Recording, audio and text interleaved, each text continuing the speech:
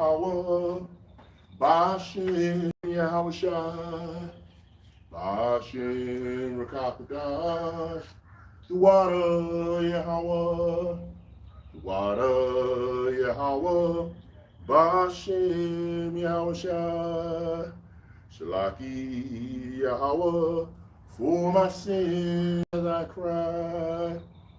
Baba Gashai Yahweh, for your mercy all the time.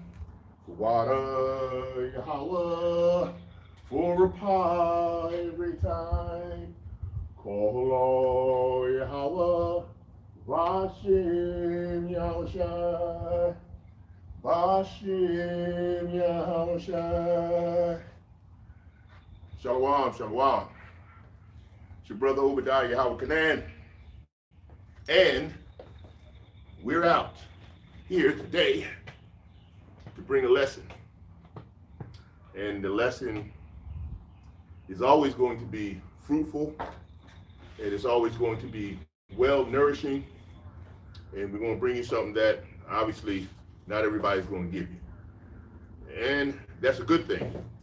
But we want to definitely get salutations out to the hopeful elect. We want to get salutations out to the Akim, the Akwal that are listening and learning. We want to give our admiration and respect and for the fortitude and the fortuitiveness of the apostles who bring this lesson and bring these truths out in accuracy as they have been for decades in and decades out, which is the most important thing, because if you're not operating within the confines of accuracy, then obviously you're not completely in this truth and at a degree that you should be. So this is a beautiful day today. We're out here in the Most High Yahweh Hashem Yahushai's wonderful, blessed, wonderful world, even though it's going through a lot of turmoil, very fragmented at this time, but that's the way the Most High has planned it, and this is the way it has to be. Now, the topic for the lesson today is a pretty good one. A lot of the brethren, the Akim, have been tapping around this subject quite a bit. And I'm going to give you the title, then I'm going to talk a little bit about a few things that I've said before, and also that Yahweh Hashem Yahushai had me post, because it was important for us to be able to address some of the things that are not being dealt with as far as the directives are concerned that we're supposed to be operating under.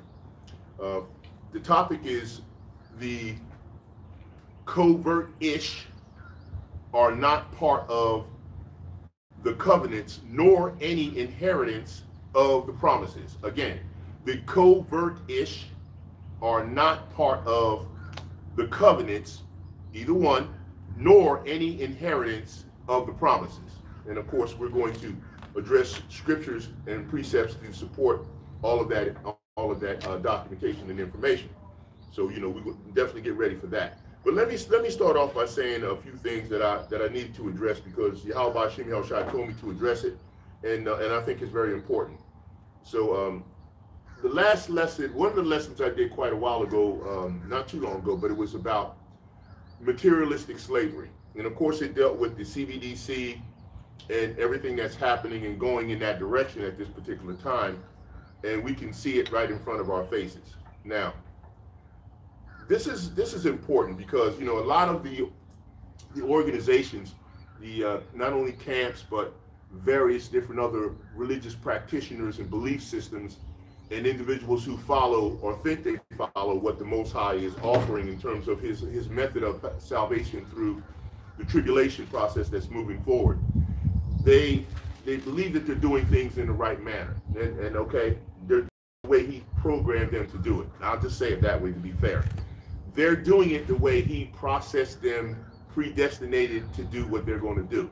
That's including the bug outs, the ones that are in the truth, the ones that were in the truth, fell out, any and everything, males, females, it don't matter. He's already got that situation completely under control, as he does all things, because all things are under his control. But let me say this. First off, the Father, Yahweh, he set everything in motion through his prophetic timeline. He has an algorithm process through his spiritual hand that he's working, and nothing and no one's going to change that. Yahushua can't change it. No organization can change it. No man, no beast, no nothing. Nobody's going to change anything. It's going to happen exactly the way he has set up. But see, here's the part that I think we get a little bit distracted on and quite a bit confused on. And of course, that's still his hand, right? If he don't want you to understand it or get it, you're not. But if he said preparedness is what's important, every one of his elect and every one that he has used as his elect, they all have followed the directives of his preparedness. Let me say that again. Every single one of the Most High's elect that he used throughout the course and scope of everything Yahushua did in his ministry, prior to his ministry, all the way back through the Old Testament, and we're going to talk about some of this, they all understood that they got directives and they followed the preparedness process in order to fulfill and follow the directives. We at some point now are having a real difficult problem with this because we run into conflict and consternation based on what men are telling you to do and what Yahweh Shem Yahushua is telling you what to do. You're going to have to figure out quickly here and go to the Most High with praise, worship, and prayer. You know what I always stand on. Praise, worship, and prayer, and ask which directives and direction you should be following, because he will give you men that will lead you. But just like you can be led the right direction, you can be led in the wrong direction. And a lot of times it's not that clear. And so you run into problems where a lot of people get confused on things. I'll give you an example. I did the lesson on the CBDC. I told you, because the Yahweh Shem Yahushua told me to tell you, the process of the central bank digital currency process is the process that is going to be inserted into the Charagma, the MOTB, and everything that you know as far as that type of process is concerned. It is going to be that portion that operates within that engine that will be inserted into your body.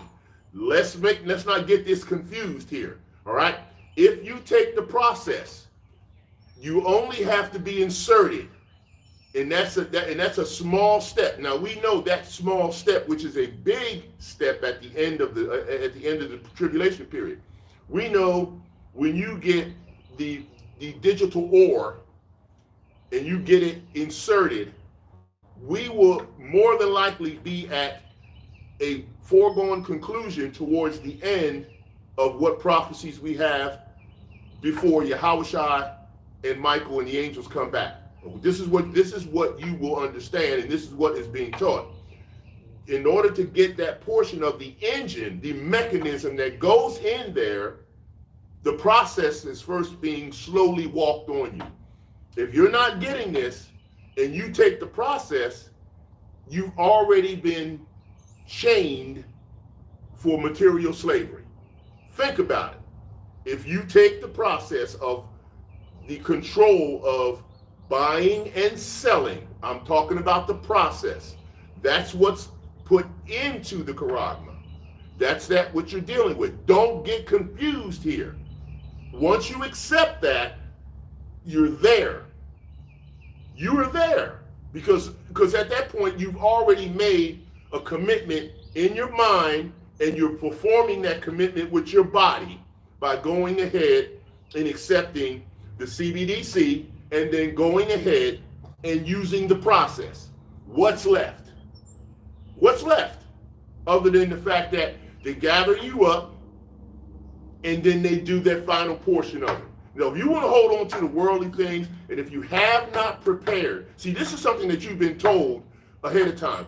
Yahweh Shem Yahushua has told the elect all through the whole entire time, as far as ministries are concerned, as far as tribulation, as far as all of the processes we as a people, as Israelites, have went through.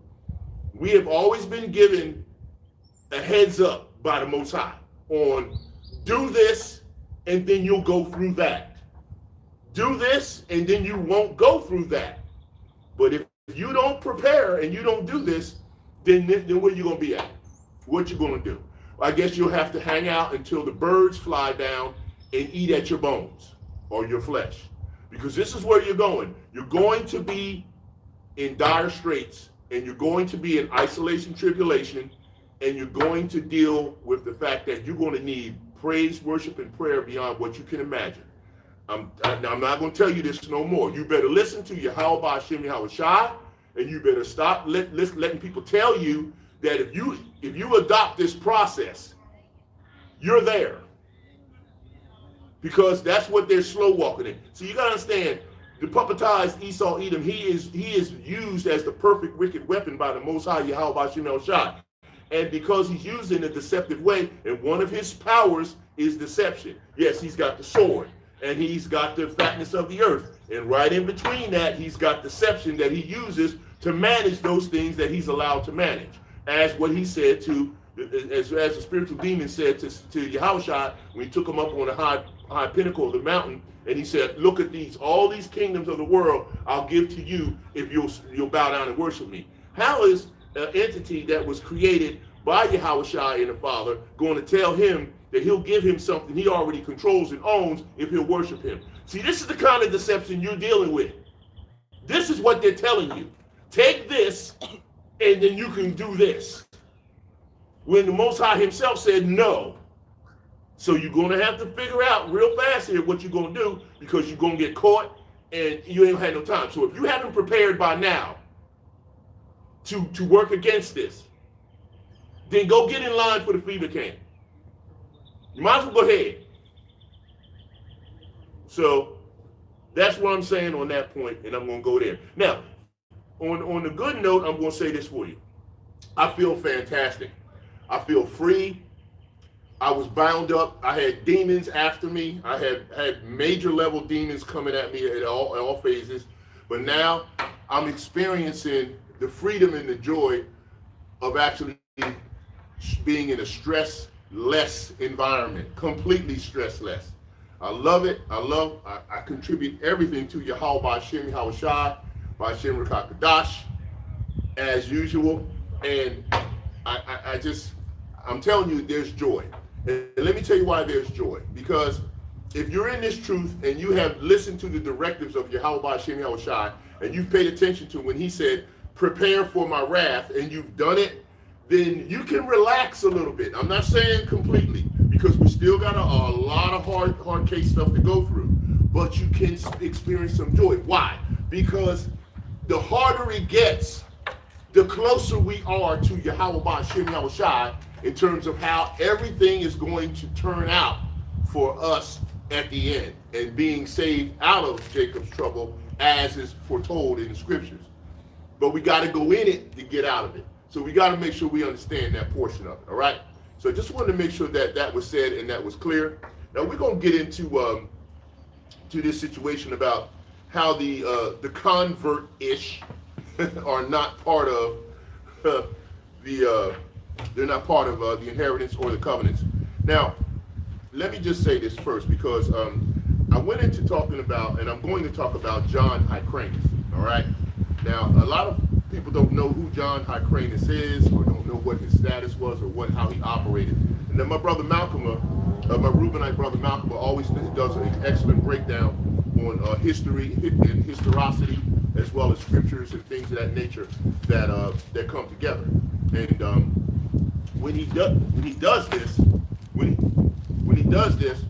it's just a process that is so excellent, because he's such he's just a well-rounded brother in terms of doing that nature of the work. And I love him for that, because he breaks it down. And he did a couple of different good series of lessons on the Maccabees. One of his channels, he's got one of his channels is also the GMS Maccabean Spirit. I say you should go there and definitely subscribe and be edified, because he has good knowledge. He's a teacher. He's teaching you well. He's teaching you historically, and that Reubenite brother's on point when it comes to that. Of course, there's others, but I was just talking about the fact that he did some things on John Hyrcanus, and I'm going to bring out a few things too, because I think it's important to know that.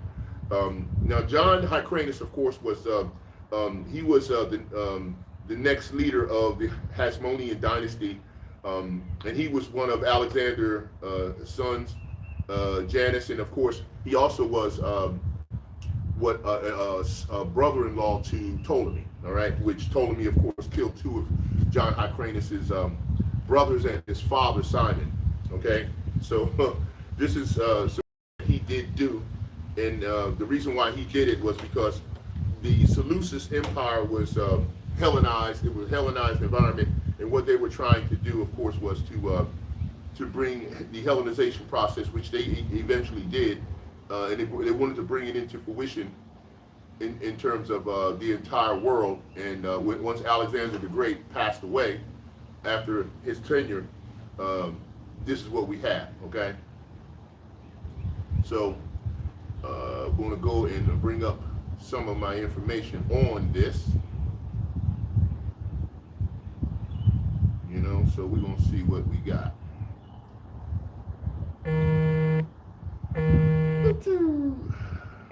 Because I brought up a few things that I think is important, and again, like I said, I'm not basing everything around John Hyrcanus, but I want to give some information. One of the in the start of the Hasmonean dynasty, there was a man by the name of Melagus. Melagus was a high priest in Jerusalem from about 172 BC to about 161 BC. And he was the high priest at the beginning of the Maccabean revolt from 167 through 160. And he was the successor of Jason, the brother of Ioannis III. Now, the reason why I brought that information up is because that Maccabean revolt period of time was important to understand based on the fact that that brought you also into what you call the celebration of Hanukkah, all right? And that war in itself was about John Hyrcanus and various other Israelites that were going to convert Israelites that were going to try to get into the belief system that we operate under in truth. Now, John Hyrcanus, he was not part of David's ancestral line. In other words, he wasn't part of that. So we need to understand that too. Even though he did something that was monumental in terms of trying to fight against the Seleucus Empire, as well as fight against the Greeks, and also he fought against the Idumeans, which are the Edomites, and also the Galatians, and converted them. He did a forced conversion on them. Okay, and that forced conversion is something that we're talking about today in reference to how the convertish are not part of the covenants, nor are any of the inheritance of the promises part of who they are or what they will have. So what we come to find out is that even though the time of the Maccabees, and of course Maccabee means, or Maccabean means hammer. That's the definition of it through the Hebrew, was the hammer. So they were the hammer of the time in terms of how they went about being rebels, but rebels for a cause that they didn't own.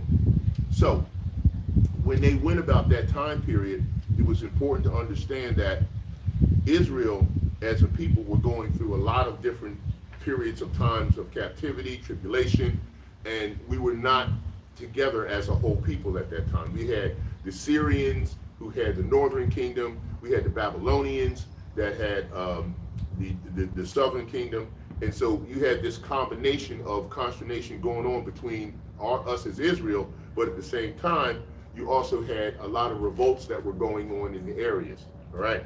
And I just wanted to express that, like, as it's an important factor to understand. What I wanted to show you, let's see if I can get it. Anyway, let's see. Gotta get to my.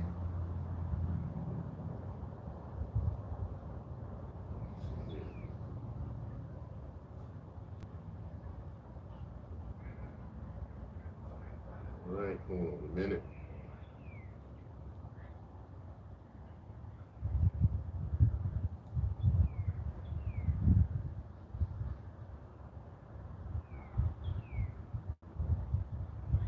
I got a picture I want to show you of the area, if I can pull it here, of the Hasmonean dynasty, and in the area that was actually captured by John Hyrcanus and the rebels that were fighting with him. So I want to get that up. Do my gallery.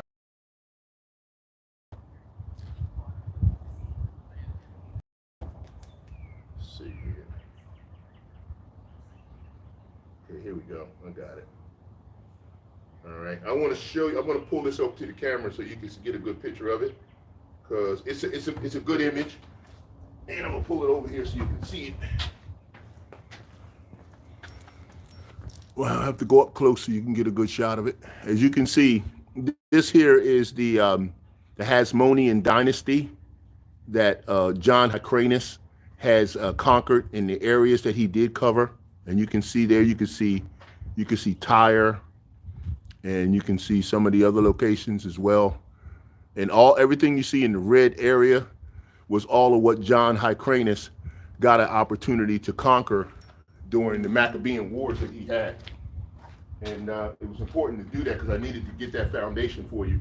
Because these are the individuals that, to this date, claim to be who we are. And they claim to have a relationship in part with the Most High Yahweh Hashem Yahushua, as far as them being in the covenants and being part of the covenants. But Scripture is otherwise. And now we're going to go to Scripture to prove that. The first place I'm going to go, so go with me, is Exodus. And I'm going to Exodus chapter 25. All right, so go with me to Exodus 25. And I'm going to start reading around 21. And this is Yahushua speaking for Yahweh. And it says, "And thou shalt put the mercy seat above upon the ark, and in the ark thou shalt put the testimony that I shall give thee." 22. "And there I will meet with thee, and I will commune with thee from above the mercy seat, from between the two cherubims which are upon the ark of the testament, of all things which I will give thee in commandment unto the children of Israel." Now that's not to anyone else, that's to us. This is the start of the Father during this period of time showing covenant with us as we are in this fallen state in the flesh. So now once I go from there, I'm going to Deuteronomy. So go with me to Deuteronomy, and I'm going to 29. All right, and I'm going to read at 1 at the top. And it reads, "These are the words of the covenant which Yahweh, the Lord, in capital letters, commanded Moses to make with the children of Israel in the land of Moab, beside the covenant which he made with them in Hebron." Okay? So you can see right there that the Most High only made a covenant with Israel, and during that time in Hebron. He did not make a covenant with anyone else under any circumstances. It's just for us, right? All right, and next I'm going to 1 Kings. So go with me to 1 Kings. And I'm going to read in 1 Kings chapter 8 and 9. Okay, let's go back. 1 Kings 8. All right, and it reads, "There was nothing in the ark save the 2 tablets of stone, which Moses put there in Hebron," right? Because I just spoke about that. "When Yahweh made a covenant with the children of Israel, when they came out of the land of Egypt." Okay. Now, the next one we're going to go to is Isaiah. We're going to the book of Isaiah. It's been a great day. All right. We're going to Isaiah, and we're going to chapter 41. And we're going to read verse 8, and it reads, But thou, Israel, art my servant, Jacob, whom I have chosen, the seed of Abraham, my friend." Now, how is that important? Because a lot of the wacky-tackies and individuals who claim to be in the truth or claim to have a relationship with the Most High, the religious practitioners always seem to go back to what? Abraham. They always say, "Oh, well, we're the seed of Abraham, so we're part of the covenant, we're part of the blessings, and we're all this and that." No, au contraire, my friend. No, you're not. Just because you say that doesn't mean you are. Let's prove it. We're going to go to Genesis, all right? Right back to the beginning. And we want Genesis chapter 14, okay? In Genesis 14, and we're going to read um, 13. And there came out one that had escaped and told Abram, which is going to be Abraham, the Hebrew, for he dwelt in the plain of Mamre, the Amorite brother, right, of Eshcol, and the brother of Aner, and these were confederate with Abraham. See, they were confederate, which means they were not part of Abraham, but Abraham was called the Hebrew. He is the Hebrew. He is that individual. Okay, so you can see right there, as I said before, a lot of them try to claim Abraham's lineage, but Abraham had a lot of sons. Ishmael was the son of Abraham, but he's not a son of the promise. He was not a son of the promise, and that's important to understand.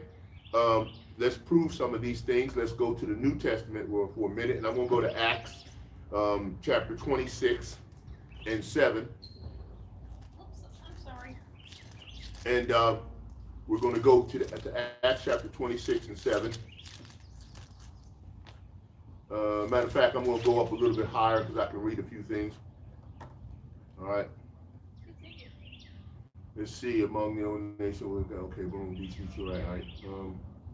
All right, here it is. I'm going here. I'm going to start at 3, especially because I know thee to be expert in all customs and questions which are among the Israelites, or he said the Jews, right? Wherefore I beseech thee to hear me patiently. My manner of life from my youth, which was at the first among mine own nation at Jerusalem, know all the Jews, they say, but it's really the Hebrew Israelites, right? Which knew me from the beginning. If they would testify that after the most straightest sect of our religion, I lived a Pharisee. This is Paul talking to you. And now I stand and am judged for the hope of the promise made of Yahweh unto our fathers, unto which promise our 12 tribes, instantly serving Yahweh day and night, hope to come, for which hope's sake King Agrippa I am accused of the Jews, as he said, or of the Israelites or Hebrews, okay? All right? So he says here, why should it be thought a thing incredible with you that Yahweh should raise the dead? He's talking about Yahweh Shai, of course. So again, Paul's giving credentials. We're going to get more credentials from Paul to tell you this. We're going to Romans, and we're going to do chapter 11, but I am going to pull up, I'm going to go to 9. Let's go Romans. Go to Romans. This is going to pull a lot of what I was telling you about, the conversion process that doesn't belong to the convert-ish. That's not what they deserve or what they get. Okay, so we're going to Romans chapter 9, and we will pull 11 as well. And this is, I'm going to start from 1 because I can read 1 and go down from this here. All right, it says, Romans chapter 9, Paul speaking, I say the truth in Hamashiach. They had Christ there, but of course we don't call him that because it's not Greek. Hamashiach, I lie not. My conscience also bearing me witness in the Ruach HaKodesh, which they have the Holy Ghost, that I have great heaviness and continual sorrow in my heart, the heart of his mind, as well as in his presence. For I could wish that myself were accursed from Hamashiach for my brethren, my kinsmen according to the flesh, who are Israelites, to whom pertaineth the adoption, the glory, the covenants, and the giving of the law, and the service of Yahweh, and the promises.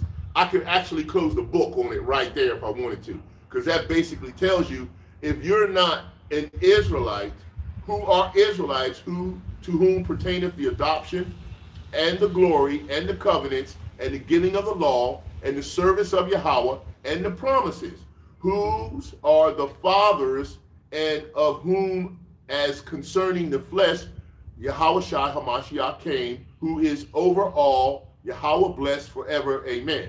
Now you can see right there, that tells you that the only ones that are part of the covenant are the Israelites. No one gets adopted. Yahweh Shai did not change everything. He is not authorized to change everything under the Father. Okay, you want another proof? Let's go to 1 Corinthians chapter 10. Okay, we're going to pull more proof. Scripture. We're going to let the scripture speak. 1 Corinthians chapter 10, okay? And it says here, verse 1, moreover, brethren, like Paul was saying, kinsmen, all right? I would not that ye should be ignorant how that all our fathers were under the cloud and all passed through the sea and were all baptized unto Moses in the cloud and in the sea, and did eat the same spiritual meat as you are seeing them and supposed to eat today. That we're all supposed to eat the spiritual meat. This is not for any other nation, okay, at all. And did all drink the same spiritual drink, and they drank of that spiritual rock that flowed from them, that was Yahushua, and the rock that was Hamashiach, as it says, right? It says 5, but with many of them Yahweh was not well pleased, for they were overthrown in the wilderness. Now, I'm glad I was able to say that part, because y'all need to understand what was going to happen in the wilderness, okay? Now, these things were our examples to the intent we should not lust after evil things as they also lusted. And this is very important, because this is a lot of what we have going on right now, okay, in this world. We have a lot of the brethren who are supposed to be in the truth, and they monetize the Hamashiach, but of course the Most High is allowing them to do this. This is their level of sacrifice. They are at a point where the sacrifice portion of their ministry is at that stage. It's not going any further. If you notice that if a ministry seems to be spinning in the same circle and they're not giving you anything that's giving you directives to follow through with what's happening as the transition of the tribulation process is moving forward into the isolation portions, into the MOTB, into the CBDC, if you don't see anybody giving you any directives on which way to go, if you're like that old cartoon where that dude was like, which way do I go? Which way do I go? Which way do I go? Come on, that's just ridiculous. If you're operating in that manner and you don't know and you're not getting any directions and they're just telling you the same thing every time, you need to question what's going on here. Because what are you going to do once you wake up on a given day or evening or morning and everything is changed and it's all dropped and you've got no direction to do one thing or another, okay? So they're in the same position here. And that's why 7 says, neither be ye idolaters, as were some of them, as is written. The people sat down to eat and drink and rose up to play, which is what they're doing now. You got, they're selling smell goods, they're doing rap videos, slipping and sliding on stage, telling you when a new album's coming out, running around with purple uniforms on, thinking they're royalty.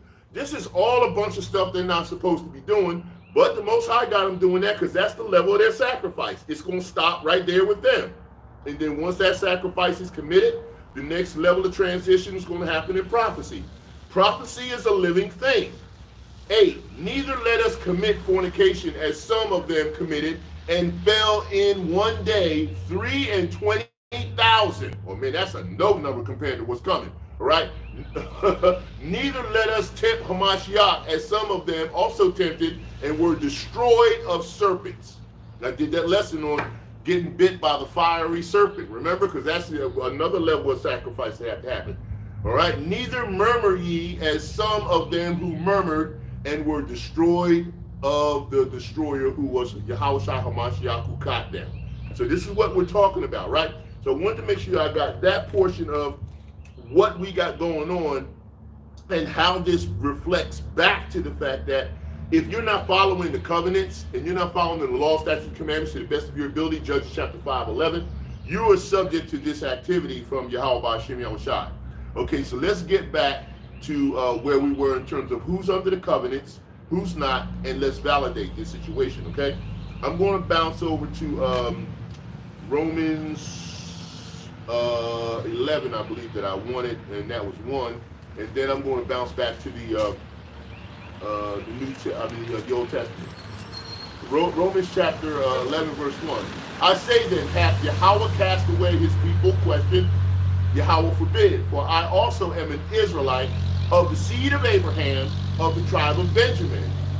Hath Yahweh not cast away his people which he foreknew?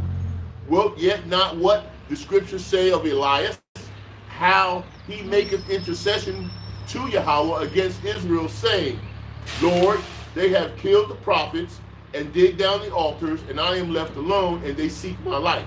Get ready for this, okay? That's what's coming. But what saith the answer of Yahweh unto him? Question. I have reserved to myself 7,000 men who have not bowed a knee to the image of Baal. Even so then, at this present time also, there is a remnant according to the election of grace. Okay? If you're not under the election of grace, you're not in this covenant. You can't have false grace from JC. Jesus Christ is not giving anybody any grace. And if by grace, then it is no more of works. Otherwise, grace is no more grace, but it be of works. Then it is no more grace. Otherwise, work is no more work. Okay, I know that confused a lot of people because the wacky tackies get all messed up on that all the time. Okay, basically what we're saying is real simple. You have a window of grace that you've been given. You're not getting any more than that. And in that window of grace, you have an opportunity to present faith and works inside of it. Now, your faith and works can be faith and works from the left-hand side or faith and works from the right-hand side. If the faith and works from either side builds up and gets strong, it fortifies your position with Yahweh Ba'ashem Yahushai in terms of how he's seeing you follow the clues and the predestinated process that's necessary for you to get cleansed and purified. I shouldn't have to say that again because it really is simple. If you're not doing that within that window of grace you have, then you're going to run into problems that are going to be worse than you can imagine in Jacob's trouble. Okay? Okay, so then, okay, well, we'll finish here. And it says here, according to grace. Then it says here, okay. All right, hold on. It says here, I'm on 6. And if by grace, then it is no more grace of works. Otherwise, grace is no more grace. But if it be of works, then it is no more grace. Otherwise, work is no more work. 7. What then? Israel hath not obtained that which he seeketh for, but the election hath obtained it, and the rest were blinded. See, now this is the part that the wacky tackies always try to say with that. They try to use that replacement theology process, that crap they come up with. We have not been replaced. He tells you in the beginning he hasn't left us and he hasn't thrown us away. Okay, according to it is written, Yahweh hath given them the spirit of slumber, eyes that they should not see and ears that they should not hear unto this day. I've always told you that this is spiritual blockage. Okay, all right. What then? Right? Israel have not obtained it, that which he seeketh for, but the election hath obtained it, and the rest were blinded. If you have not obtained this, if you have not understood that you were told with directives to be prepared for his wrath that's coming, and don't sit around and just go duh, duh, duh, and you're supposed to be doing something because what's coming is going to go on everybody, including the elect. None, absolutely none of the elect ever got out of this thing alive with other than Enoch that we know of. Even Yahushua had to pass through death for us. But who got transfigured? Enoch, right? Did Ezekiel get transfigured? Well, he got took up in the whirlwind. It's a good chance he had to get transfigured because his body isn't going to get on the chariot. You can't take that on the chariot, okay? He says, I say then, have they stumbled that they should fall?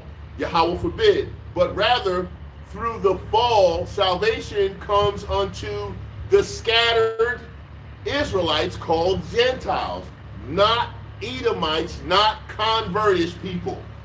The fall is to bring in, through the jealousy, it says here, for to provoke them to jealousy. Who? Not the other nations. Israelites who don't know they're Israelites, who are scattered, because in 1 James it talks about us being scattered all over the world, and that's who it's talking about. This is not talking about other nations. And we will cover that in scripture and in precepts as well. Okay? Now, 12. Now, if the fall of them be the riches of the world of Israel, not the whole world, you wacky tactics always try to claim that. And the diminishing of them, the riches of the scattered Israelites called Gentiles, how much more their fullness? For I speak to the Gentiles that are scattered, inasmuch as I am the apostle of the scattered, because that's who Yahushua sent Paul to do. He said, go to the lost sheep of the house of Israel. He was scattered to them to go bring them back. Of the Gentiles, I magnify my office. If by any means I may provoke to emulation them which are my flesh. Remember, we go back to Romans chapter 9. He told you who his flesh was, and might save some of them. Why did the Most High say some of them? Because 2/3 on this side are not going to make it. Now, once we get past that part, all Israel will be saved. But 2/3 on this side are not going to make it. He says, save some of them. 15. For if the casting away of them be the reconciling of the world of Israel, what shall the receiving of them be but life from the dead? Now that could cover two things: spiritually dead as well as physically dead. Okay? For if the first fruits be holy, the lump is also holy. And if the root be holy, so are the branches. Now, how can you be a first fruit if you didn't pass under the clouds with Moses and your ancestors didn't do that, and that line goes down? You cannot and you will not be brought into a bloodline like that. You won't be brought into a bloodline like that. It's not going to happen for you. Boast not against the branches, but if thou boast, thou bearest not the root, but the root thee. Thou wilt say then, the branches were broken off that I might be grafted in. Who's grafted in? Ones that were lost, don't know who they are, running around thinking they're Greeks. You know, you see them right now. They got Greek tattoos on them. They're going around, they A's, they K's, they J's, they all kinds of different Greek alphabet individuals. And then worst of all, they Jakes doing this stuff. And you can't tell them nothing. They're so proud of this. They're so proud to be Hellenized through a Maccabean spirit, which is what they were doing. Okay?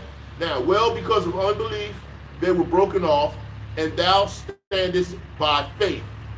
Be not high-minded, but fear. For if Yahweh spared not the natural branches, take heed lest he also spare not thee. Right? Behold, therefore, the goodness and severity of Yahweh on them which fell severely, but toward the goodness, severity, but towards the goodness, if thou continue in his goodness, otherwise thou also shall be cut off. And you got a lot of them who are cut off right now. And why they're cut off? Because they're spiritually blocked and they don't understand what's going on, and they're not supposed to understand what's going on. And that's the nature of how that goes. Okay, so we covered that in terms of Romans. Now I'm going to take you back into the covenants. We're going back into the Old Testament. So go with me to Jeremiah chapter 31. All right? That's where we're going next. Jeremiah 31.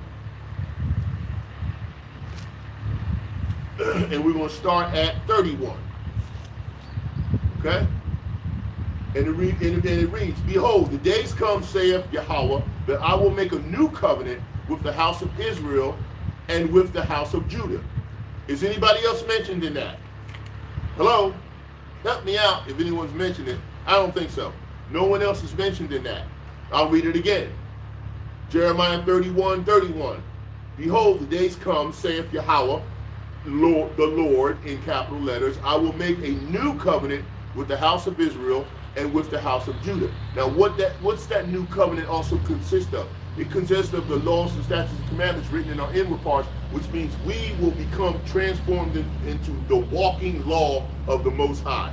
Under control, operating under complete and absolute balance and absolute righteousness, and we will not be able to go off. You won't be able to go do anything you want to do. You're still going to operate indecently and in order, and you will be in order.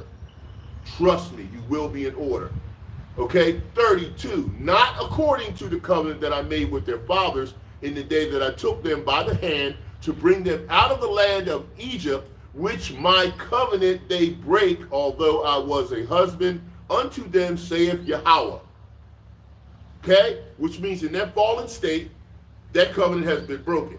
Now, why? because we have to go through the process of the balance that's necessary for us to move forward and be cleansed. So that purification and cleansing process has to be afforded and moved forward in terms of what is recorded by Yahweh Hashem Yahushua. 33. But I will make with the house of Israel, saith Yahweh, I will put my law in their inward parts and write it in their hearts, and I will be their power, and they shall be my people. Okay? You can see that. And they shall teach no more every man his neighbor and every man his brother, saying, know Yahweh, for they shall know me from the least of them unto the greatest of them, saith Yahweh, for I will forgive their iniquity and I will remember their sins no more. Okay? Now, Yahweh's telling you that from the least of them to the greatest of them. He's telling you indications and he's giving you pieces of what he's doing through tribulation. When he says that small and great, big and small, rich and poor are going to have to take the charagma, the digital ore, the process of not being able to buy and sell, big and strong, old, new, young, rich, poor, they will know him. When he pulls this down, Reese coming up soon, you're going to know he did this. You're going to think that the puppetized Esau Edom did it, but no, you're going to figure out real soon that the Most High did this, because even the heathen are saying, this is something from the Bible that's going on. This is stuff that's happening from the Bible. They recognize this. But you need to be convinced. So this is what the Most High is doing to convince you. He's going to do everyone, and any and everyone will be brought down in this way. Let's go to Psalms. We're going to get some more proof that the Most High is only dealing in covenant with us Israelites and nobody else. We're going to the book of Psalms, and I want you to go to Psalms 105 first, and we're going to hit something else in Psalms. So Psalms 105 is where we're going first. And Shalaki. And I want verse 10. And it says, and confirm the same unto Jacob for a law, and to Israel for an everlasting what? Covenant. And confirmed again, as you can read, it says here, verse in 10, and confirmed the same unto Jacob for a law, and to Israel for an everlasting covenant. All right? So that tells you it's only supposed to have the covenant that only go to Jacob and Israel and no one else. All right, next we're going to go to Psalms. I'm going to go to 103 as the next one. So just bounce back with me to 103 real quick. And 103, and I'm going to read from 17, and I'm going to go through 18. But the mercy of Yahweh is from everlasting to everlasting upon them that fear him, and his righteousness unto children's children, to such as keep his covenant, and to those that remember his commandments to do them. As you can see, I'll read it again. In 17, it says, but the mercy of Yahweh is from everlasting to everlasting upon them that fear him, and his righteousness unto children's children. 18, to such as keep his covenant, to those that remember his commandments and to do them. 19, Yahweh hath prepared his throne in the heavens, and his kingdom ruleth over all.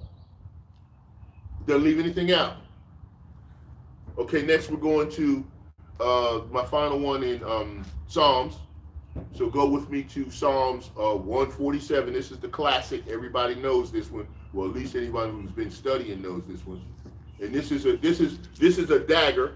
This is a nail for all you coveting-ish, you coveter-ish, you convert-ish. This is a nail for all of you right here. We're going into Psalms 147, okay? Because if this don't nail you, I don't know what does, for the most part. All right, 19. He showeth his word unto who? Jacob. His statutes and his commandments unto who? Israel. 20. He hath not dealt so with any nation. And as for his judgments, they have not known them. Praise ye Yahweh. You can see that right. I'm going to read that one again to nail both sides of the coffin. He showeth his word, which is his law, which is his covenant, unto Jacob, no one else. His statutes and his judgments unto Israel, no one else. And not talking about the small hats over there. He hath not dealt so with any nation, and as for his judgments, they have not known them. Put the book away, they're cooked and done. But we're not finished, and we will continue. Because Yahweh is going to perform some miracles that are coming with power. And we're going to start doing that and talking about that. I want to go to 2 Chronicles. That's my next precept. And I want to go through chapter 6. So go with me to 6. And I'm going to read 10 through 11. And it reads, Yahweh therefore hath performed his word that he hath spoken. For I am risen up in the room of David my father, and I am set on the throne of Israel, as the Lord Yahweh promised, and I have built the house for the name of Yahweh, the power of Israel. Right? 11. And in it have I put the ark, wherein is the covenant of Yahweh that he made with the children of Israel. Nobody else. And in it have I put the ark, wherein is the covenant of Yahweh that he made with the children of Israel. He didn't mention any other nations. Deuteronomy chapter 7. Now, there's a couple of things here I could go with in 7, and I'm going to take a couple of them with you. All right? Deuteronomy starting at 7 and verse 6. For thou art an holy people unto Yahweh thy power.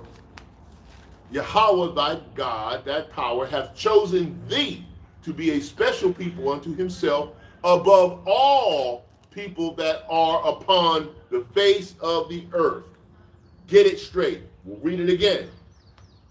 For thou art an holy people unto Yahweh thy power. Yahweh thy power hath chosen thee to be a special people unto himself above all the people that are upon the face of the earth. That's the earth he created. 7. Yahweh did not set his love upon you, nor choose you, because ye were more in number than any people, for ye were the fewest of all people. But because Yahweh loved you, and because he would keep the oath which he had sworn unto your fathers, hath Yahweh brought you out with a mighty hand, and redeemed you out of the house of bondmen, from the hand of Pharaoh, the king of Egypt. I know therefore that Yahweh thy power, he is power, the faithful power, which keepeth covenant and mercy with them that love him, and keep his commandments to 1,000 generations. 1,000 generations. And repayeth them that hate him to their face, to destroy them. He will not be slack to him that hateth him. He will repay him to his face.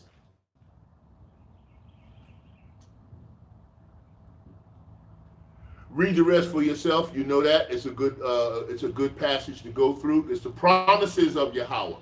That's from Leviticus chapter 26:1, which we probably will get there, as well as Deuteronomy 28:1 through 14. Write these down and go to them and read them, because that's where the promises come from. No one else gets these inheritances, these promises, but the people who are the chosen of Yahweh by Hashem Yahushua. So don't be looking for no promises if you're not part of the chosen. Right? see. Okay.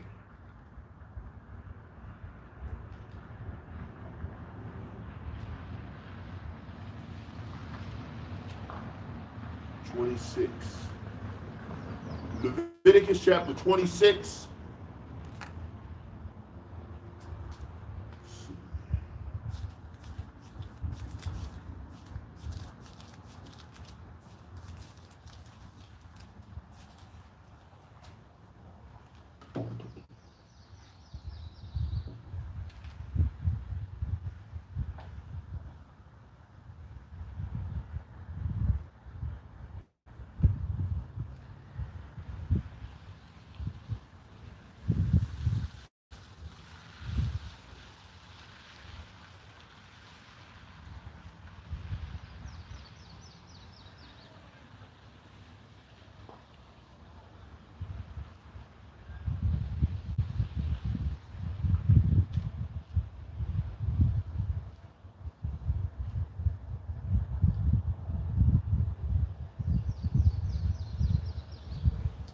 Leviticus chapter 26. And I'm reading at 45. But I will, for their sakes, remember the covenant of their ancestors, whom I brought forth out of the land of Egypt in the sight of the heathen, that I might be their power. I am Yahweh. These are the statutes and the judgments and laws which Yahweh made between him and the children of Israel in Mount Sinai by the hand of Moses. Next, we're going to Deuteronomy.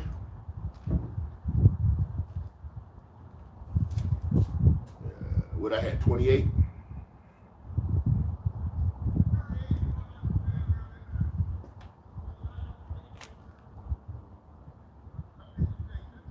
And this is beautiful. This is, of course, 28 gives you everything. If you do what you're supposed to for the Most High, you get the blessings. If you don't, you get the cursings. This is one of the foundational mainstays that we talk about and preach and teach about all the time. But most of you already know this from Deuteronomy 28, 1 through 68. But I'll start at the top because this is a part of the covenant that we had until we did not do it. Deuteronomy chapter 28, verse 1. And it shall come to pass that if thou shalt hearken diligently unto the voice of Yahweh thy power, to observe and to do all his commandments which he commanded, or I command you this day, that Yahweh thy power will set thee on high above all nations on the earth. See, we had it made. And all these blessings shall come upon thee and overtake thee, if thou shalt hearken unto the voice of Yahweh thy power. Now these are the promises. That's all you had to do, but of course they did not. All right. Blessed shalt thou be in the city, and blessed shalt thou be in the field. Are we blessed in the city and the field now? No. All right. Blessed shalt thou be the fruit of thy body, and the fruit of thy ground, and the fruit of thy cattle, and the increase of thy kind, and flocks and sheep. Do we have that? No. Did you get your 40 acres and a mule? Hell no. You're not going to get it. 5. Blessed shall be thy basket and thy store. Well, we see holes are all in it, and the money's coming out, and it's going to the Fed now. All right. 6. Blessed shalt thou be when thou comest in, and blessed shalt thou be when thou goest out. Well, clearly we see that's not the case, because when we go in and go out, we can't even keep our pants up as far as the men are concerned. So that doesn't even work. All right. All right. 7. Yahweh shall cause thine enemies that rise up against thee to be smitten before thy face, and they shall come out against one way and flee before thee 7 ways. Well, we don't see that to be the case, because Esau drags you out of the car all the time once those red and blue lights start flashing, and then what does he do? He whoops you upside your head, kicks you behind, and then throws you in jail and does whatever he wants to do to you, say, kill you as well. 8.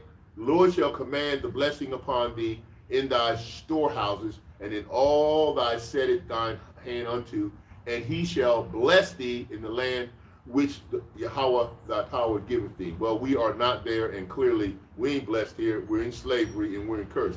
Pull out that Social Security card. That's your new credit card for slavery. There you go. So that doesn't work for you at all. Yahweh shall establish thee on a holy people unto himself, as he has sworn unto thee, if thou shalt keep the commandments of Yahweh by thy power, and walk in his ways. Well, do we walk in his ways? No. You seen Magic Johnson's whatever he calls it, a son or a trotter, a quarter, or whatever it is. See how that thing was walking Most High's ways. That at all. And all people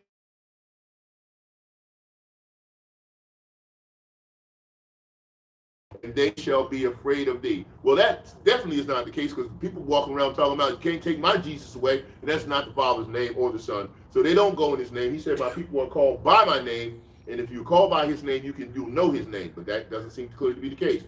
11, and Yahweh shall make thee plenteous in goods, in the fruit of thy body, and in the fruit of thy cattle, and in the fruit of thy ground, in the land which Yahweh swear unto your fathers to give thee.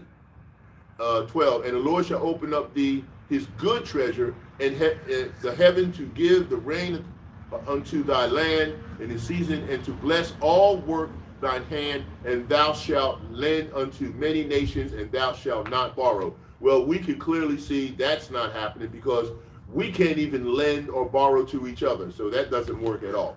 13, and Yahweh shall make thee the head and not the tail, and thou shalt be above only, and thou shalt not be beneath, if that thou hearken unto the commandments of Yahweh thy power, which I command thee this day to observe and to do them.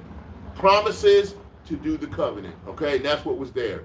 And thou shalt not go aside from any of the words which I command thee this day, to the right hand or to the left, or to go after other gods to serve them. And of course, we didn't do it. So now we got the consequences for disobedience, and we're getting whooped upside our head all the time for it. So now, if the convertish who have everything own all the diamonds, all the diamond row, diamond stores, own all the banks, own all of everything that's going on, and they're doing the wickedest things they could possibly do that could be known to any human. Are they under the covenant? No. Do they have a covenant with the devil? Yes, they do. And that's what they're doing. But their time has run out, and they know it. And so that's what they're dealing with right now. And that's what we're outlining, to know that the convertish are not part of the covenants, nor any inheritance of the promises, because I just read the promises, and they don't follow or cover any of it at all. On the wicked left-hand side, they've got falsehoods, and they've got pseudoscience that show that they have that fortitude, but they're not there. Okay? Okay, so next we're going to go to Exodus 19. While we're still here, go to Exodus in chapter 19 is what I want. Okay, and we're going to read 5, and it starts. Now therefore, if ye will obey my voice indeed, and keep my covenant, then ye shall be a peculiar treasure unto me above all people. For all the earth is mine. And who said that?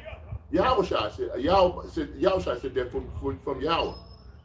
And ye shall be unto me a kingdom of priests and an holy nation. These are the words which thou shalt speak unto the children of Israel. Right? And of course, Moses went into telling them what they're supposed to do to follow his commandments. Read the rest of that on your own. I got to keep it moving because I know my time is getting long here. I'm going to Isaiah next, chapter 54. So go with me to Isaiah 54, and I'm going to read 10. And it reads, for the mountains shall depart and the hills be removed, but my kindness shall not depart from thee, neither shall the covenant of my peace be removed, saith Yahweh that hath mercy on thee. And he's only talking about us. He's not talking about anybody else. So don't get it twisted. That's exactly what we're talking about. This whole process, to understand and to be, quite frank, assured of, is that no convert-ish people apply to this. I've always said this, and I'm going to say it again. This is not up for debate. You don't need to debate the heathen. You don't need to debate Edomite Hebrews or Hebrew Edomites. You don't need to debate any of the Shemites that came through the Hebrew line, because they're not of the chosen people. You're not ever qualified to debate Yahweh B'Shem Yahweh Shai with anybody, because one, it's not your word, it's the Father's word, it's his power, it's his control. If he's got you debating them, then he's got you in a cycle for your sacrifice. Let me say it again. If he's got you debating them, he's got you in a cycle for your sacrifice. Once your cycle completes, it's a good chance your sacrifice will be completed as well. If your cycle is continuing and you're not doing preparedness to move through isolation, tribulation, through praise, worship, and prayer, through high levels of love to the Most High, the Father, and bringing him into the knowledge and the foreknowledge of disclaiming everything that's going on, then you're in a cycle of sacrifice. And if you're within that cycle of sacrifice, you're going to have big problems. That you can absolutely believe. So I wanted to just bring this lesson out because this is what the Most High told you that you need to get prepared for. Okay? And I hope and pray and praise and worship that it all turned out like you expected. And if it didn't, I'm not here for your entertainment. So it really doesn't matter. Okay? And that's important. Shlaki. And just wanted you to be well aware that at this point in time, we're getting ready to come into what we would consider to be inside the door of Jacob's trouble. If you have not followed the directives from the Most High to prepare for what you're going to do when everything shuts off and everything shuts down, then you're just going to be in a real bad situation. And if that's what he programmed you to do, then so be it. Kol Yahweh B'Shem Yahweh B'Shem Rekakadash Water Yahweh Yahweh B'Shem Yahweh Shai Shlaki Yahweh, for my sins as I cry. Water Yahweh, for your mercy all the time. Baba Kashai Yahweh, we need repair every time. Baba Kashai Yahweh, we all need repair all the time. Kol Yahweh B'Shem Yahweh Shai Shlaki Yahweh, for my sins as I cry. Kol Yahweh B'Shem Yahweh Shai.